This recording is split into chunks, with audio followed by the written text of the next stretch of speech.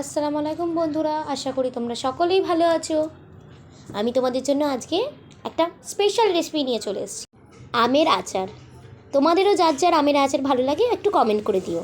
চলো এবার রেসিপিটা দেখে নেওয়া যাক। প্রথমেই ভালো করে আমগুলোকে ধুয়ে নিয়ে খোসাগুলোকে ছাড়িয়ে নেওয়া হলো। তারপর পাতলা পাতলা করে আমটাকে কেটে নেওয়া হলো। তাতে 1 বাটি চিনি মিশিয়ে দেওয়া হলো। এবার ভালোভাবে চিনিটা আমেতে মাখিয়ে নিলাম।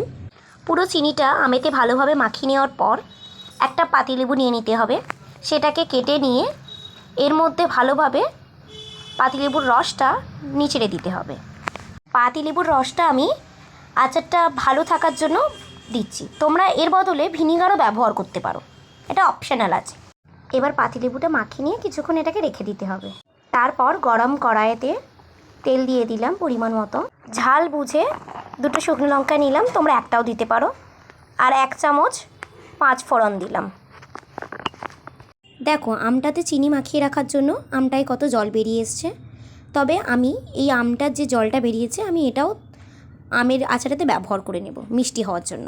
শেষে একটু আমি আমের নুনও ব্যবহার করেছি। গরম কড়াইয়ে ওই আমটা দিয়ে দিতে হবে। আমটা ও আমের সাথে যে জলটা রয়েছে, আম থেকে যে জলটা বেরিয়েছে চিনির জলটা, ওটাও দিয়ে দিতে হবে।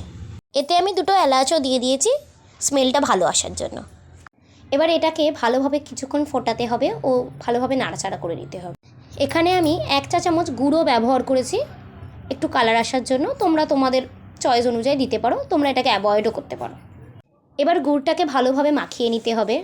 ভালোভাবে কিছুক্ষণ ফুটিয়ে নেওয়ার পর দেখো গুড়ের কালারটা কত সুন্দর হয়ে গেছে। এই জন্যই আচারেতে গুড়টা দেওয়ার কথা বলছি আমি। চলো দেখো আমাদের আচার পুরোপুরি রেডি। কেমন হয়েছে বলো তো, একটু কমেন্ট করে জানিয়ে দিও। আর ভিডিওটা ভালো লাগলে লাইক কমেন্ট শেয়ার করতে ভুলো না গাইস। সাবস্ক্রাইবটা সবচেয়ে আগে করে রেখো।